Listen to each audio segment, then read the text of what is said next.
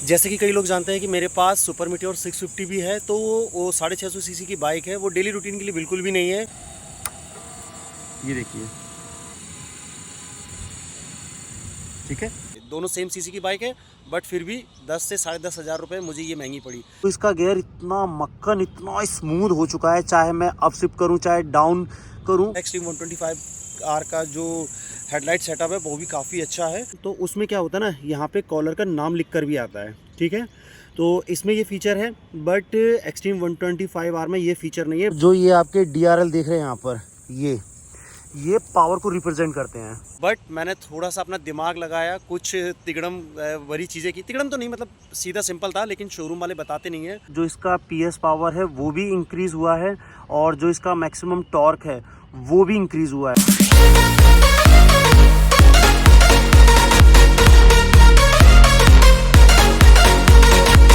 Hello दोस्तों, एक बार फिर से स्वागत है आप सभी का मेरे एक और नए व्लॉग में। दोस्तों, जैसा कि आप थंबनेल देखकर जान ही चुके होंगे कि आज का जो व्लॉग है वो रहेगा मेरी new bike Bajaj Pulsar NS 125 V2, यानी मतलब OBD2। तो चलिए ज़्यादा टाइम वेस्ट ना करते हुए पहले मैं अपनी बाइक का ओवरव्यू दे देता हूँ आपको। यहाँ पर है अपनी न्यू बाइक बजाज पल्सर, और जैसा कि आप इसका लुक देख सकते हैं, कितना धांसू लुक आता है यार। ये अपडेट होकर आई है, और जैसा कि आप देख सकते हैं, जो इसकी मेन मुझे जो सबसे अच्छा लगा है वो लगा है इसका हेडलाइट। भाई हेडलाइट इतना धांसू लगता है ना इसका। आप देखिए, इधर से भी देखिए, ये आप पूरा देखिए। मतलब महंगी बाइकों में भी ऐसा नहीं आता है जो कि इस बाइक में आता है। और जो ये आपके DRL देख रहे हैं यहाँ पर, ये पावर को रिप्रेजेंट करते हैं, और जब जलते हैं ना बड़े मस्त लगते हैं यार। और इसके बाद आप देखिए पूरा ओवरव्यू। ये एक स्पोर्ट्स नेकेड बाइक है, क्या शानदार लुक के साथ आती है। देखिए, मतलब कहीं से भी नहीं लगती है कि ये 125 सीसी की बाइक है। आप इसका पीछे से भी व्यू देखिए ये। और एक और सबसे अच्छी बात, पहले इसमें आता था 100 सेक्शन का टायर, ठीक है, जो कि पीछे से यार काफ़ी पतला लगता था, इस बाइक का पूरा व्यू बिगाड़ देता था। और अब इसमें आता है 120 सेक्शन का टायर। ये देखिए, इसका पैटर्न देखिए, पैटर्न भी बड़ा ज़बरदस्त है। और 120 सेक्शन का ये टायर है, और जो टायर हगर है वो 140 सेक्शन का है। तो पीछे से ये गाड़ी बहुत ज़्यादा ब्रॉड लगने लगी है, मतलब 125 सीसी की बिल्कुल भी नहीं लगती है। और यहाँ से भी देखिए आप पूरा ये। जैसे कि कई लोग जानते हैं कि मेरे पास सुपर मीटियोर 650 भी है, तो वो 650 सीसी की बाइक है। वो डेली रूटीन के लिए बिल्कुल भी नहीं है, क्योंकि उसका एवरेज बहुत ज़्यादा कम है। तो मुझे एक ऐसी बाइक चाहिए थी कि जो यार दिखने में एक स्पोर्टी, एक मतलब शानदार लुक लगे उसका, और साथ ही साथ एवरेज भी काफ़ी अच्छा दे। तो मेरी नॉलेज में 4 बाइकें जो अभी थी, SP 125 जो कि होंडा कंपनी की आती है, और TVS की राइडर 125, और हीरो की एक्सट्रीम 125, और साथ ही साथ ये बजाज पल्सर NS 125 मेरे माइंड में नहीं थी। ये 2 बाइक थी नहीं, होंडा SP 125 और TVS राइडर 125, ठीक है। तो जो कंपटीशन था वो था इस बाइक के साथ NS 125 और हीरो की एक्सट्रीम 125R आती है वो। तो इन दोनों के बीच कंपटीशन था। इनमें मैं बहुत ज़्यादा कंफ्यूज भी था कि कौन सी लेनी कौन सी नहीं लेनी है। तो फाइनली मैंने ये वाली उठाई है, ये बाइक। उसका एक रीज़न बताता हूँ मैं। इस बाइक को मैं पहले चला चुका हूँ। ये इसका अपडेट वर्ज़न है। इसका जो पहले वाला वर्ज़न आता था जिसमें हेलोजन बल्ब आता था, और यहाँ पर एनालॉग एंड डिजिटल मीटर आता था। पीछे जो टायर आता था वो 100 सेक्शन का आता था। आगे टायर जो था वो 80 सेक्शन का आता था। तो मुझे पता था कि ये बाइक कैसा परफॉर्म करती है, कैसा मतलब कैसी लगती है, तो इसके बारे में मुझे पता था। बाकी एक्सट्रीम 125R की भी मैंने टेस्ट राइड ली थी, सब कुछ देखा मैंने। तो इन शॉर्ट अगर मैं बताने की कोशिश करूँ, जो ये बाइक है, आप एक्सट्रीम 125R को भी लेकर आओगे ना, तो भाई ये उससे मच बेटर लगती है, मच बेटर, फार बेटर, जो भी आपको बोलना हो। ये उससे ज़्यादा हाइट में ऊंची, क्योंकि मेरी हाइट जो है वो 5'11" अराउंड है, ठीक है। और अगर मैं स्पोर्ट्स शूज़ पहन लूँ तो वो लगभग 6 फीट हो जाता है। तो उस हिसाब से इसकी जो सीट हाइट है वो थोड़ी ऊंची है, जो एक्सट्रीम 125R आती है। और जो इसका व्हील बेस भी है वो भी बड़ा है। और जो फ्रंट से लुक है, देखो फ्रंट से लुक तो उसका भी अच्छा है। एक्सट्रीम 125R का जो हेडलाइट सेटअप है वो भी काफ़ी अच्छा है। बट मेरी हाइट के अकॉर्डिंग है ना, ये बेस्ट मुझे लगती है। और इसमें मैं आपको बताते जाते ये भी बताता हूँ कि इसमें क्या क्या अपडेट्स आए हैं और क्या इसमें चेंजेस हैं। दोस्तों, मेरे पास पहले जो पल्सर NS 125 थी वो सेम कलर की ही थी, जैसा कलर आप देख पा रहे हैं, ये ब्लैक एंड ग्रे कॉम्बिनेशन में यही बाइक थी। बट उसमें क्या क्या पहले था और क्या क्या अपडेट होके अब इस न्यू बाइक में आया है वो मैं आपको बताऊंगा। तो दोस्तों पहले जो अभी आप ये देख रहे हैं, यहाँ पर मैं आपको दिखा दूँ, ये जो फुल्ली डिजिटल मीटर आया है, ठीक है, अभी तो इसमें ये पन्नी चढ़ी हुई है, इसको मैं उतार दूंगा। तो अभी ये फुल्ली डिजिटल मीटर आया है, जिसमें डिजिटल मीटर के साथ साथ ये ब्लूटूथ कनेक्टिविटी के साथ आया है, ठीक है। जैसा कि एक बार आप फिर से देखेंगे, ये देखिए, ठीक है, ये देखो ये साइन आ रहा है। तो ये ब्लूटूथ कनेक्टिविटी के साथ आता है, जिसमें आपके call, message and miss call वगैरह सब आता है। और दूसरा, इसमें अब गियर पोजीशनिंग इंडिकेटर भी आने लगा है, पहले नहीं आता था, ठीक है। तो फुल्ली डिजिटल मीटर आया है, एक तो ये चेंज हुआ है, जिसकी वजह से यहाँ पर एक मोड का बटन और ऐड हो गया है। एंड उसके साथ साथ भाई मैं कितनी बार तारीफ़ करूँ इस चीज़ की, ये इसकी हेडलाइट, ये मतलब पूरी की पूरी चेंज हो गई। पहले यहाँ पर एक हैलोजन सेटअप आता था, लेकिन अब ये पूरी LED सेटअप आ चुकी है। ये इसके DRLs हैं, और ये इसका लो बीम वाला सेटअप है जितना आप ये देख रहे हैं, और ये हाई बीम वाला सेटअप है, ठीक है। और उसके साथ साथ एक और चेंज हुआ है, पहले इसमें 80 सेक्शन का टायर आता था फ्रंट पे, अब इसमें 90 सेक्शन का टायर आ चुका है। यहाँ पर आप देख सकते हैं, ये मैं क्लोज करके दिखा देता हूँ, ये 90 सेक्शन का, ठीक है। और इसके साथ साथ अब इसमें ऐड हो चुका है ABS। पहले ये ओनली डिस्क ब्रेक के साथ आती थी, जो कि अभी आप यहाँ पर देख पा रहे हैं, ये डिस्क ब्रेक, और अब इसमें आ चुका है ये ABS। तो ये सबसे बड़ा अपडेट यहाँ पर आया है। और उसके साथ साथ यहाँ पे ये स्टिकरिंग भी कर दी है इन्होंने कि भाई ये ABS मॉडल है। और साथ ही साथ इसमें जो एक और बहुत ज़्यादा ज़रूरी चेंज होना चाहिए था, वो था इसका रियर टायर प्रोफाइल।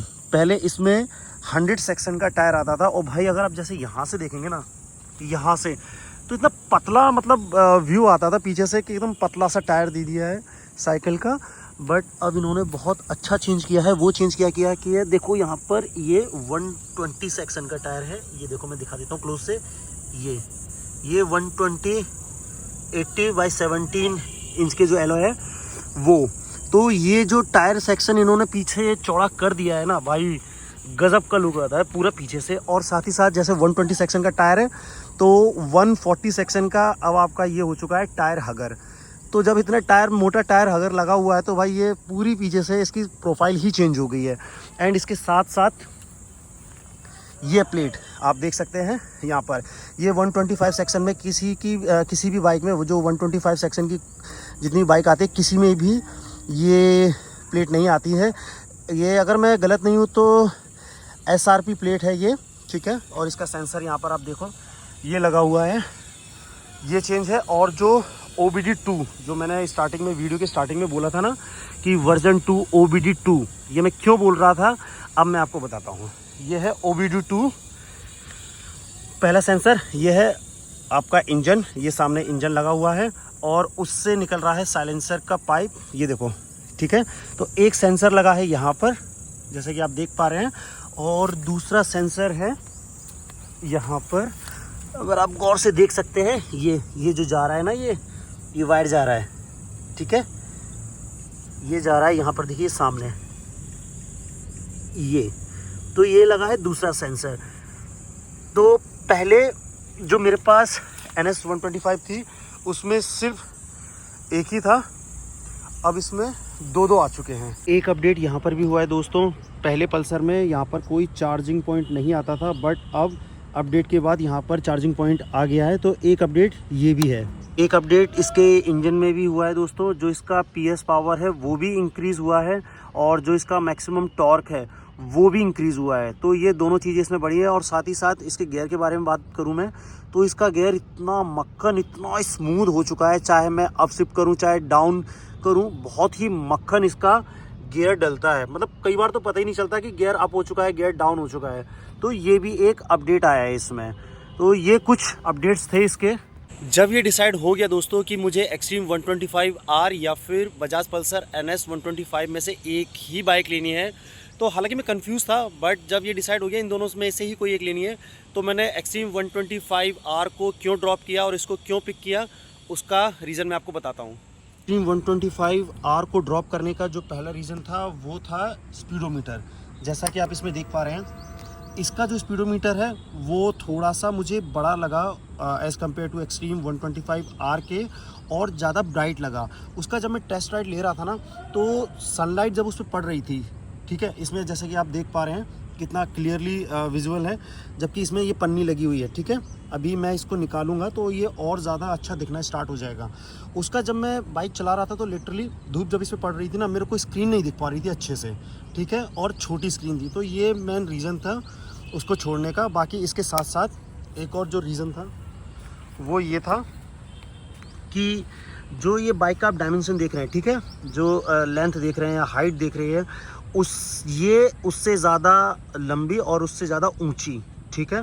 तो एक रीज़न ये भी था, जैसा कि मैं आपको बता चुका हूँ, मेरी हाइट 5'11" के समथिंग है, और जब भी मैं स्पोर्ट्स शूज़ पहन लेता तो अराउंड 6 फीट मेरी पहुँच जाती है। तो एक्सट्रीम 125R का जो सीट हाइट है वो थोड़ा छोटा है। एक्सट्रीम 125R को ड्रॉप करने का एक और रीज़न ये था कि जैसा कि आप यहाँ पर देख पा रहे हैं ना, AFE एवरेज फ्यूल इकोनॉमी 49 दिखा रहा है। तो यहाँ पे जब कॉल, मतलब कभी मैं, जैसे मेरी बाइक मोबाइल से कनेक्ट है, ठीक है, ऐप से कनेक्ट है, जो इसका ऐप आता है बाइक का, तो उससे कनेक्ट है और मैं बाइक चला रहा हूँ, तो उसमें क्या होता है ना, यहाँ पे कॉलर का नाम लिख कर भी आता है, ठीक है।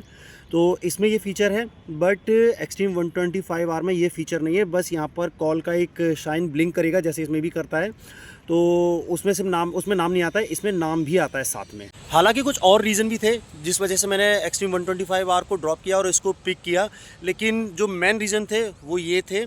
और एक चीज़ और बताना चाहूँगा व्लॉग ख़त्म करने से पहले, जो इसका पावर है, जो इसका टॉर्क है, दोनों ही एक्सट्रीम 125R से ज़्यादा है। तो एक रीज़न ये भी था भाई। और एक चीज़ और बताना चाहूँगा कि जो ये बाइक है मुझे 10 साढ़े 10 हज़ार महंगी पड़ी है एक्सट्रीम 125R से। दोनों सेम सीसी की बाइक है, बट फिर भी 10 से साढ़े 10 हज़ार रुपये मुझे ये महंगी पड़ी। तो भाई अब 10 से साढ़े 10 हज़ार मैं जब एक्स्ट्रा पे कर रहा हूँ तो कुछ सोच कर ही मैंने इसको पिक किया होगा।